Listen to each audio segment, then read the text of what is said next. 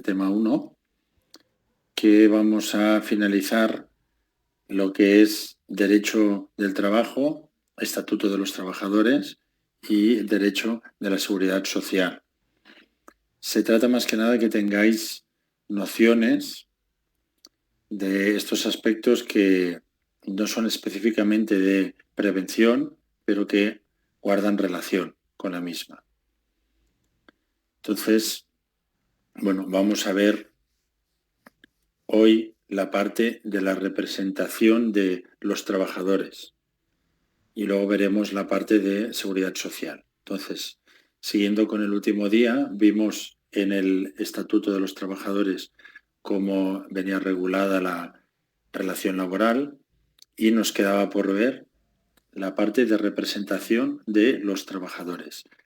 ¿Qué quiere decir? Pues todo el tema de la representación de tipo sindical, para decirlo coloquialmente. Los representantes de la población trabajadora en cada empresa frente al empresario o en colaboración o fiscalización del empresario. No sé si alguna de las cosas que veremos hoy coincidirá con el esquema en vuestros países, pero bueno, simplemente que os quedéis con la idea de que la representación de los trabajadores se articula a través de lo que se llama representación sindical, que son los grandes sindicatos que hay en el país o en zonas concretas, y luego la representación unitaria, que es la que se elige dentro de cada una de las empresas. Es como si el sindicato fuera más amplio, fuera un partido político, ¿no? Y luego el alcalde, los miembros del consejo y tal, pues son la parte que se elegiría dentro de cada una de las empresas. Entonces, bueno, vamos a verlo los dos ámbitos distintos. La representación sindical se escoge entre los afiliados al sindicato. Los principales en España son Comisiones Obreras, UGT, la CGT, bueno, varios de ellos. Los dos primeros, sobre todo, son los mayoritarios. Entonces tienen sus afiliados que escogen dentro del sindicato los cargos que hay en el sindicato. Pero luego eso se concreta en cada una de las empresas. Los trabajadores escogen a sus representantes. Entonces se presentan unas listas y la plantilla de la empresa es llamada a unas elecciones internas, se coloca una urna transparente y allí cada trabajador tiene derecho a votar entre las listas que se han presentado y a partir de aquí se escogen a los representantes unitarios, a los delegados de personal. Como os decía, la parte sindical, los grandes sindicatos, que tienen a sus afiliados, y luego en empresas, ¿veis? La figura del delegado sindical es una sección sindical, puede estar representada por uno o varios delegados elegidos por y entre los afiliados si el sindicato tiene presencia electoral en empresas o centros de trabajo de más de 250 trabajadores. Bueno, pues si una empresa tiene más de 250 trabajadores, pues el sindicato, comisiones, UGT, tiene derecho a nombrar a un delegado sindical para esa empresa en concreto. Pero ya luego, dentro de la empresa, como os decía, se convocan unas elecciones. En esas elecciones, en empresas a partir de 6 trabajadores, pues como veis, se escogerá al número de delegados en función de la plantilla que haya. Entonces, si estamos por debajo de los 30 trabajadores, como veis, pues entonces habrá un delegado. Y si estamos de 31 a 49, habrá 3 delegados. Y así sucesivamente, pero ya con el matiz de que a partir de 50 trabajadores se creará un comité de empresa. Y ese comité de empresa estará formado por 5 miembros, 9 miembros, en función del tamaño de la empresa. Entonces, estas personas, los delegados de personal, que son casi todas las listas que se presentan, como os digo, se convoca toda la plantilla a elecciones para escoger a sus representantes y se basará en unas listas. Casi todas las listas vendrán confeccionadas por los sindicatos que antes veíamos, pero en realidad puede presentarse como candidato cualquier trabajador. En España, por regla general, los sindicatos mayoritarios tienen la fuerza movilizadora dentro de las empresas y por eso pues probablemente habrá una lista de comisiones, otra de UGT, se votarán y se escogerá proporcionalmente. Pues si es una empresa de, por ejemplo, 300 trabajadores que le corresponden 15 miembros del comité, 15 delegados, 13 delegados, pues bueno, si ha obtenido comisiones obreras un 70%, pues tendrá, no sé, 8 delegados. Y UGT, que era la segunda, que ha tenido el 30% restante, pues tendrá 5 delegados, por poner un ejemplo. Entonces, estos delegados de personal son elegidos, como hemos dicho, sufragio libre, personal, secreto y directo,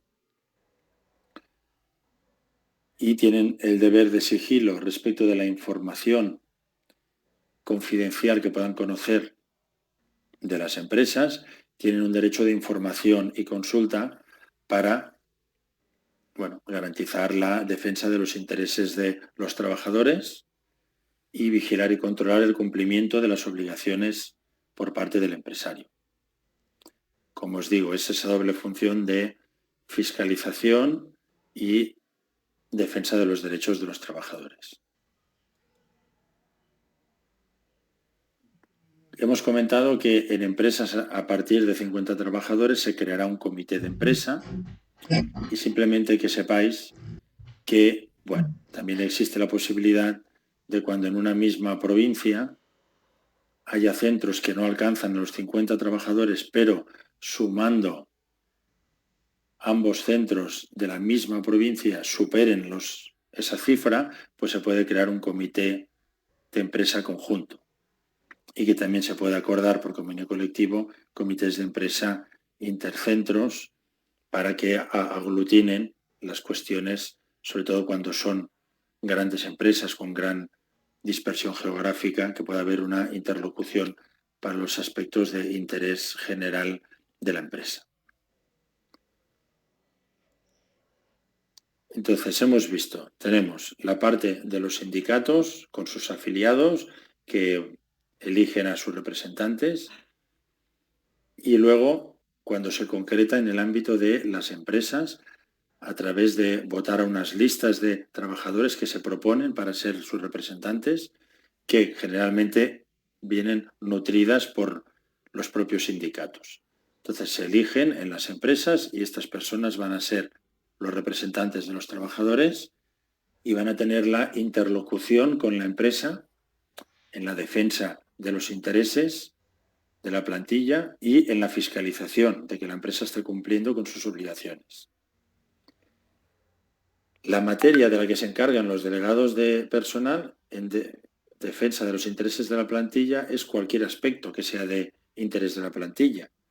Ya si estamos hablando de temas salariales, de temas que tengan que ver con el horario, que tengan que ver, no sé, con el trabajo por turnos, con cualquier aspecto de la relación laboral, con el disfrute de las vacaciones, con las ayudas por cuidado de hijo menor, cualquier aspecto, lo tratarán los representantes de personal. Pero dentro de estos aspectos, dentro de esta representación de personal, hay una parte que se va a encargar específicamente de defender los intereses de los trabajadores en materia de prevención de riesgos laborales. Por eso, entre los representantes de los trabajadores, escogerán a una parte de ellos que serán los que tendrán la atribución específica para prevención de riesgos laborales. Y estos los denominaremos delegados de prevención. Con lo cual, los delegados de prevención son un subconjunto dentro de los delegados de personal.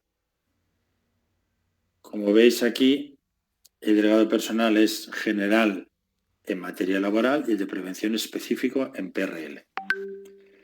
El delegado de prevención específico en PRL es designado por y entre los representantes del personal.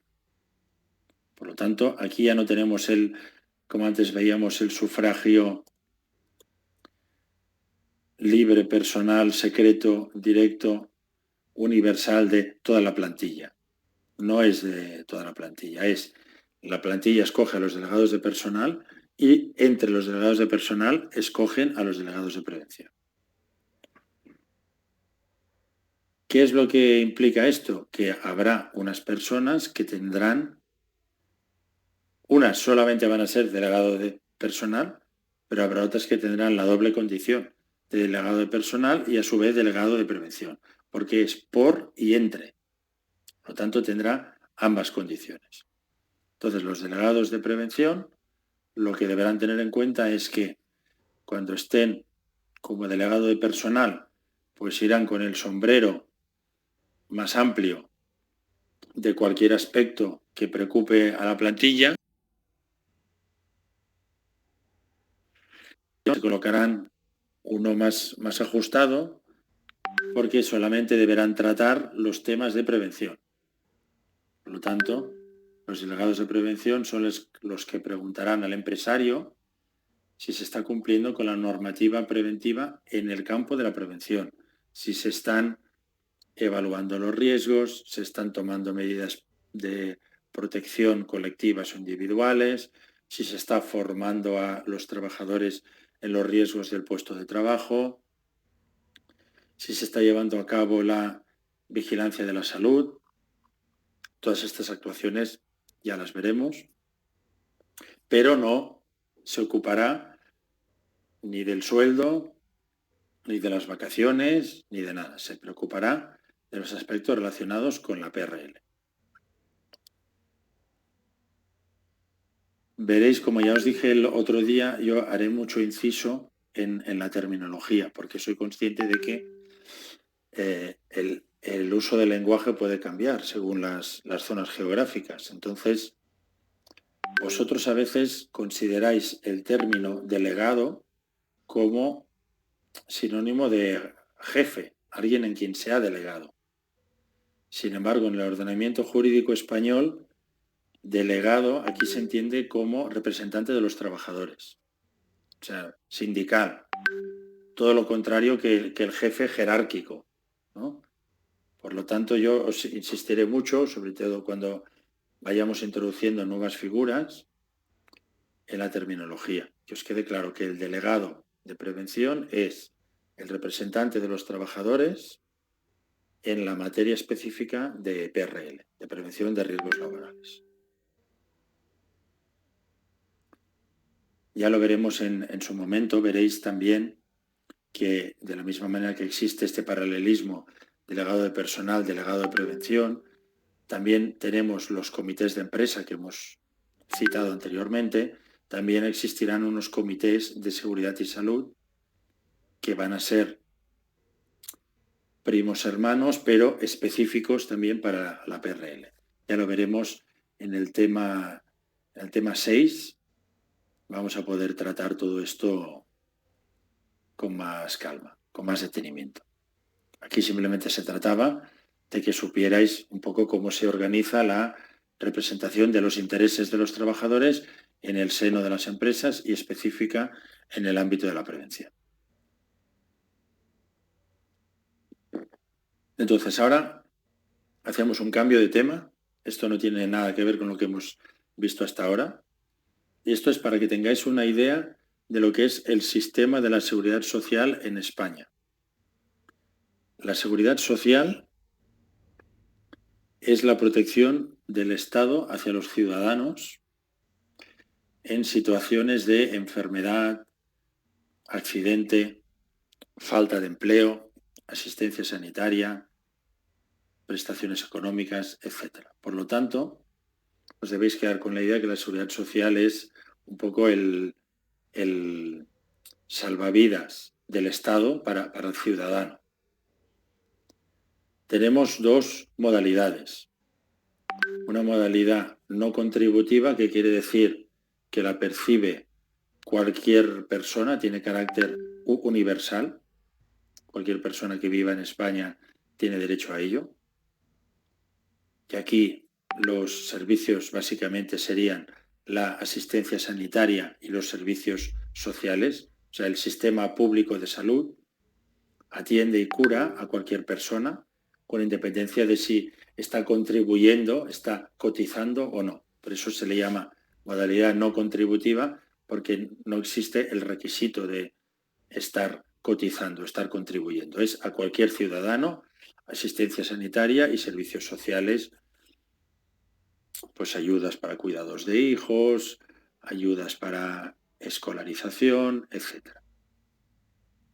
Luego encontramos la contributiva, que esta solamente afecta a trabajadores. Es de la nómina que cobra cada empleado en España, una parte se le quita al trabajador, a la empresa también se le quita otra parte, y eso va a sostener el sistema de la seguridad social. Entonces, ¿qué es lo que se recibe? Bueno, primero vamos a ver cuál es el ámbito de la modalidad contributiva. Pues esto: españoles que residan en España y extranjeros que residan o se encuentren legalmente y sean trabajadores por cuenta ajena, los autónomos, socios de cooperativas, estudiantes y funcionarios públicos. Tenemos el régimen general, el de trabajador por cuenta ajena, y regímenes especiales: autónomos, trabajadores del mar, minería, el seguro escolar y funcionarios civiles, fuerzas armadas y justicia. Bueno, esto, como veis, coge prácticamente todo el que realiza un trabajo por cuenta ajena o cuenta propia. Bueno, todos los regímenes comparten el sistema de afiliación, como darse de alta, la cotización, que es lo que os decía, una parte de la nómina, la recaudación y la acción protectora, las prestaciones. La afiliación es única y vitalicia, o sea, tú tienes un número de la Seguridad Social como un número del documento de identidad o de pasaporte, y es el mismo para toda la vida. Y bueno, pues que se pueden acumular las permanencias en varios regímenes y bueno, sí que se pueden computar las cotizaciones de ambas y bueno, y hay unos servicios comunes. Todo esto está en el enlace este que os he puesto, pero bueno, no hace falta que sepáis todo el detalle. Simplemente que os quedéis con la idea de que esto funciona como un triángulo, digamos. La empresa y el trabajador tienen una relación entre ellos, de sueldo y de trabajo. Pero luego la empresa tiene que ingresar unas cuotas en la seguridad social y el trabajador también tiene que ingresar en la seguridad social. El empresario, en su defecto el trabajador, comunicará el alta y la baja, y claro, el alta debe ser previa al inicio y la baja en el plazo máximo de 3 días desde el cese de la actividad. Entonces, la cotización es, como os he dicho, la parte del sueldo que te quitan.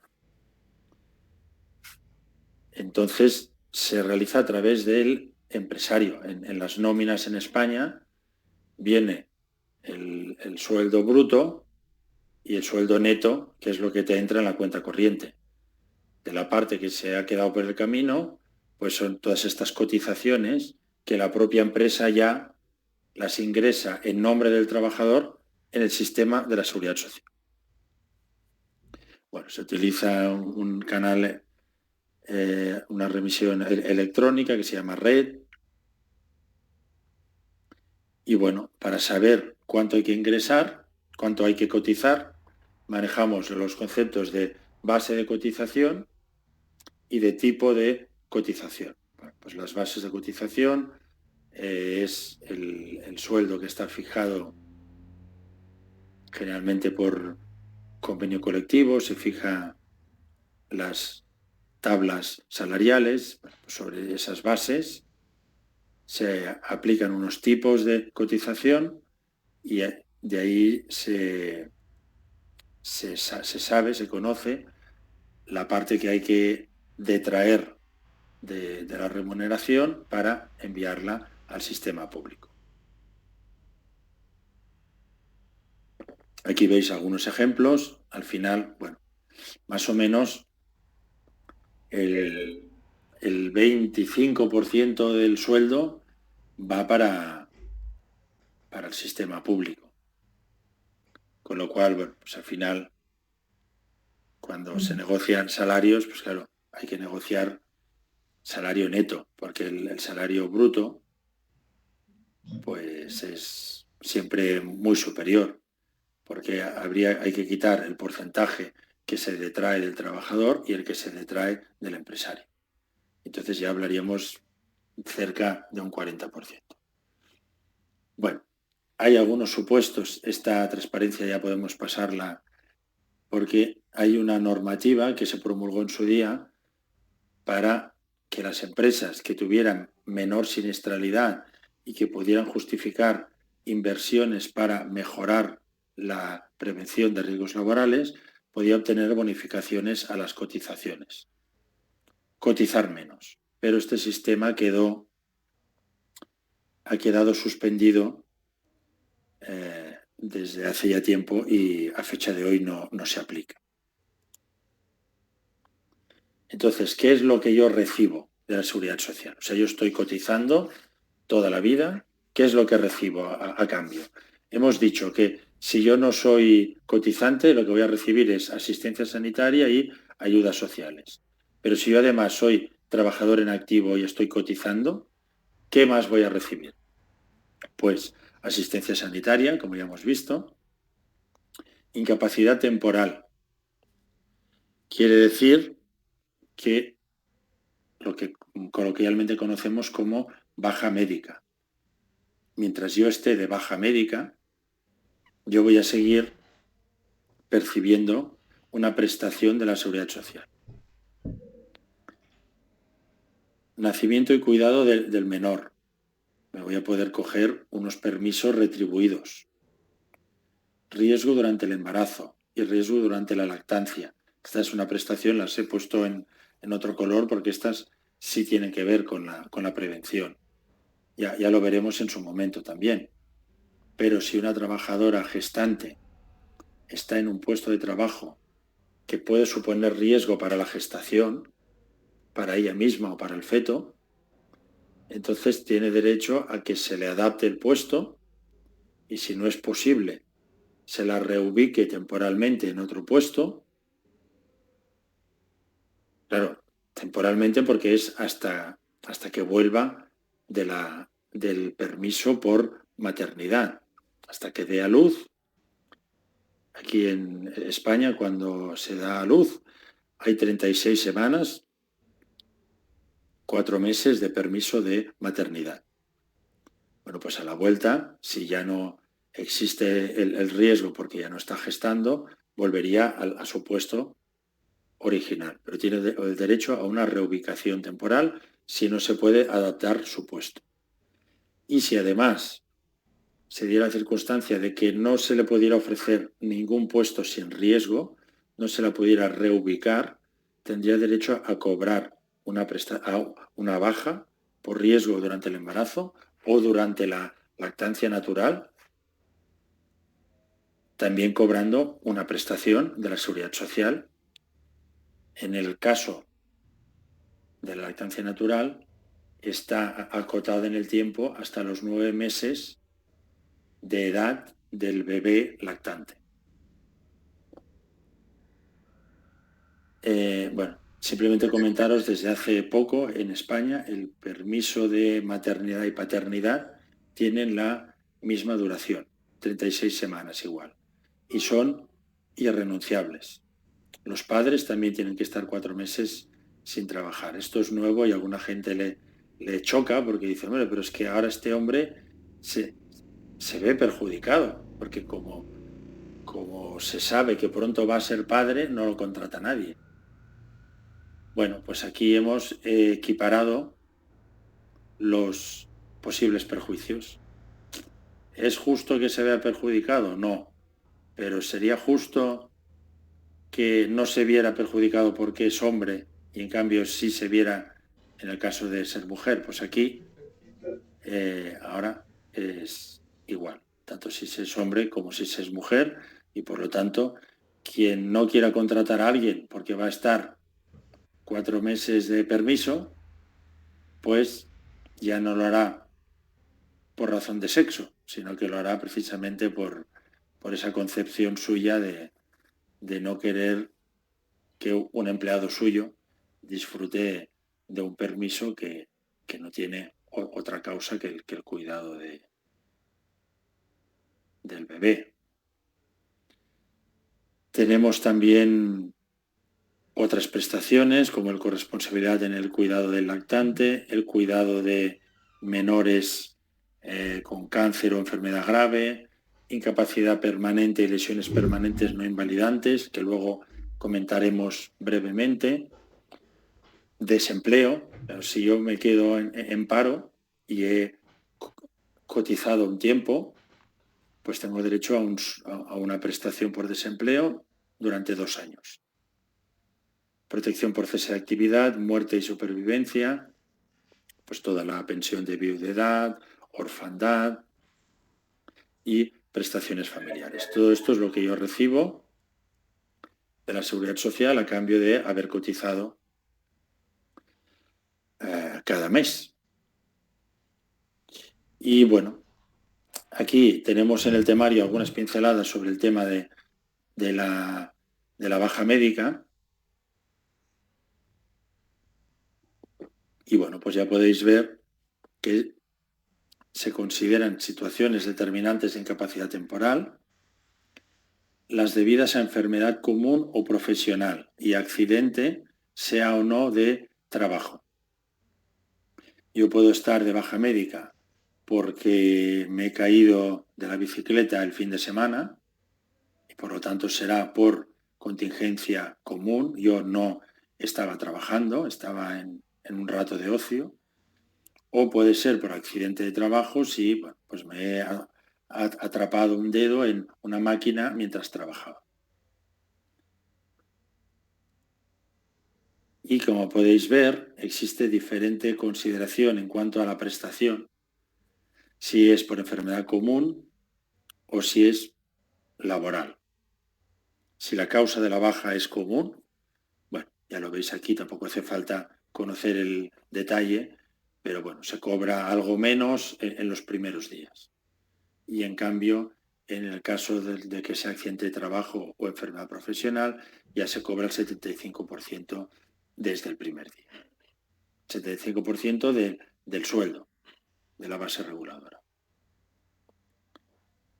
Y bueno, pues aquí, como veis, hay unos requisitos previos que, como hemos dicho, hay que haber cotizado, si no estaríamos en la modalidad no contributiva, para poder tener acceso a todas estas prestaciones. En cambio, cuando se trata de accidente de trabajo o enfermedad profesional, no se exige el periodo de 180 días de cotización en los 5 años anteriores. Bueno, son aspectos ya muy concretos que no hace falta tampoco que los memoricéis. Simplemente que tengáis claro el concepto de baja médica, baja laboral, quiere decir que yo estoy de baja, me están tratando, estoy recibiendo asistencia sanitaria, pero además también estoy recibiendo una prestación económica por el tiempo que no puedo trabajar.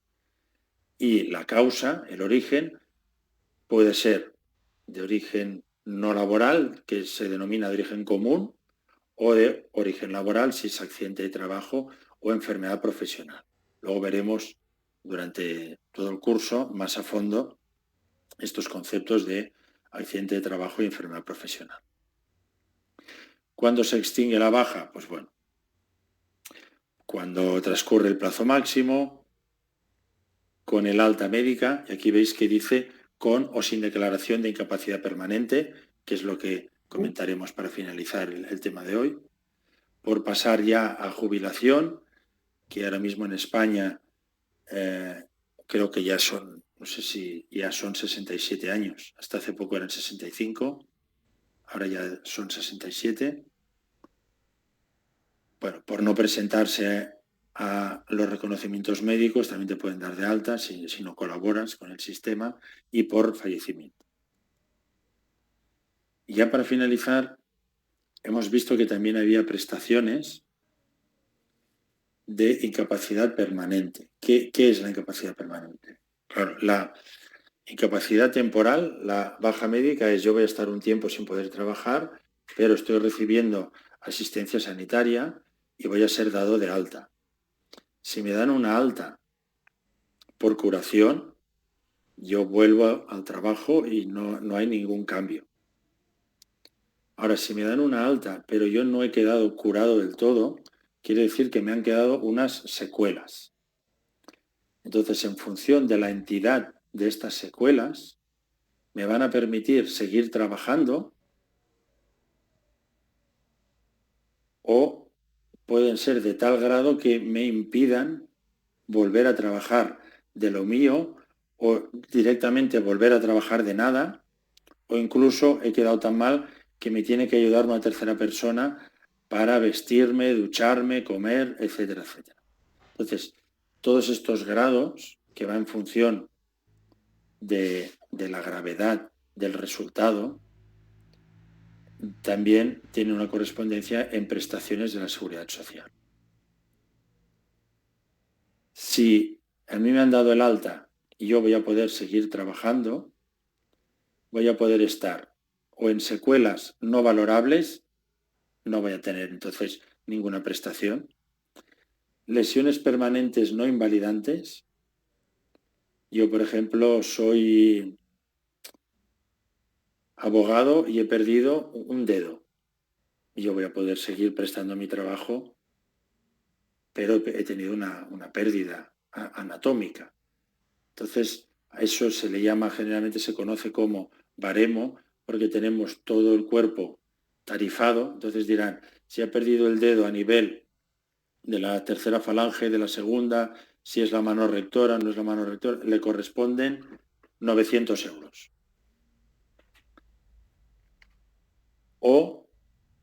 Pero se entiende que yo voy a poder seguir haciendo mi trabajo sin afectación a mi rendimiento. Si voy a tener una merma, esto es un concepto legal, no es que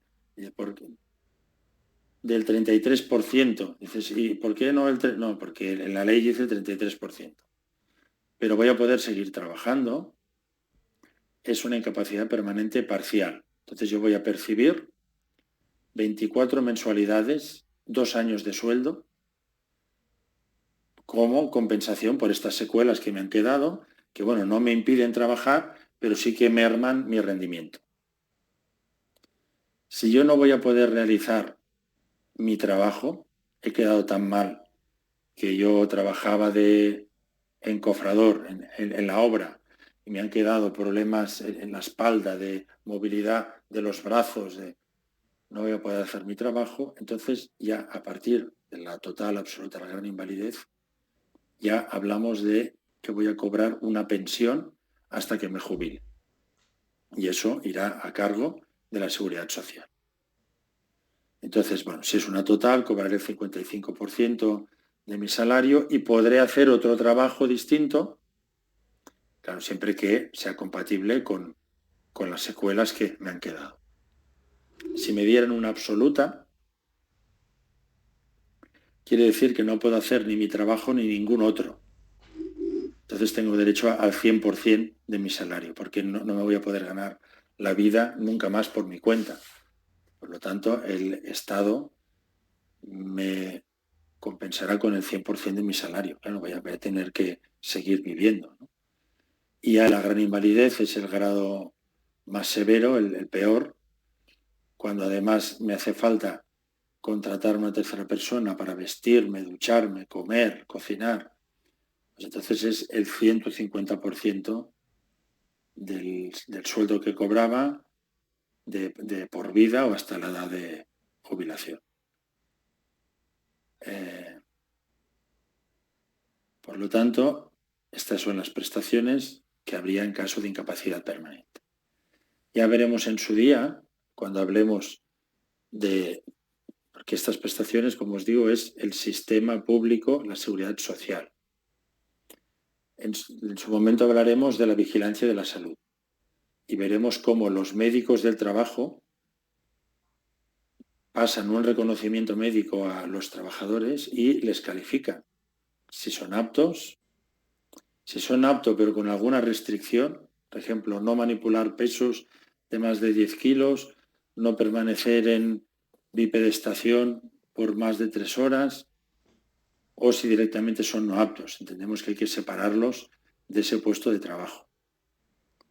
Ya veremos en su día, para no complicarlo más ahora, cómo se relacionan las calificaciones de aptitud que vamos a emitir en vigilancia de la salud dentro de la PRL con estas prestaciones de la seguridad social en caso de incapacidad permanente.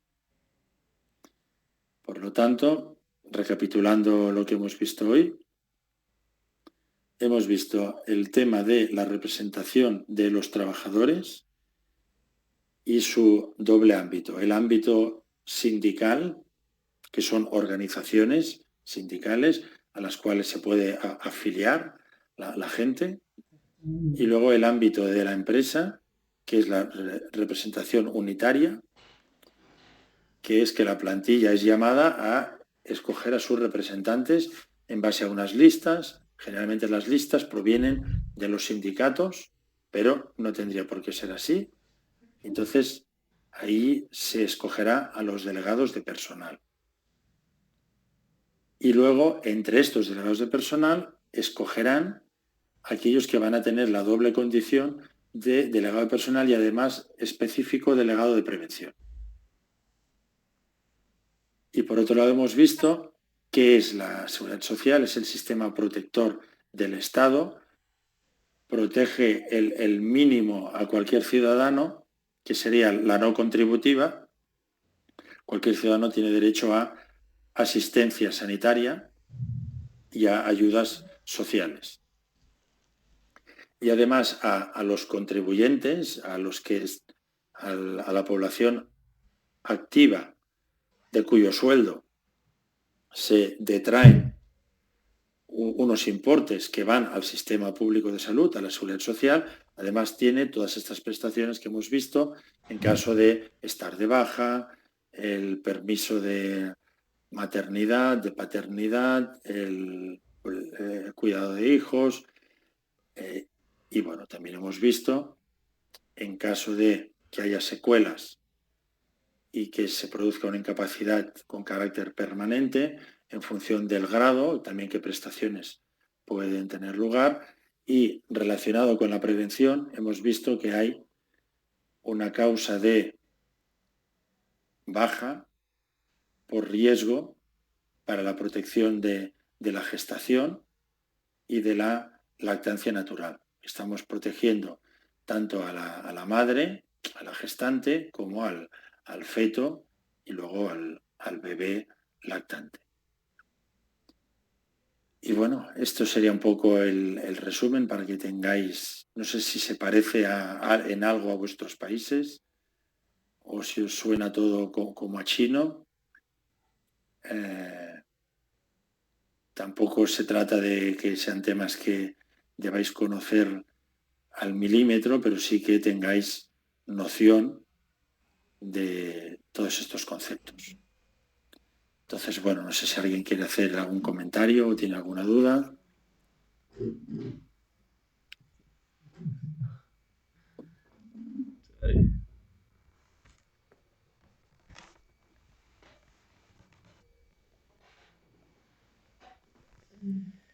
Perfecto, pues bueno, Leonela dice gracias. Voy a esperar un poco a ver los demás que estáis escribiendo. Si no, pues nos desearemos buen fin de semana y nos veremos el viernes que viene a la misma hora. El viernes que viene, concretamente, tendremos el tema del marco jurídico de la prevención de riesgos laborales.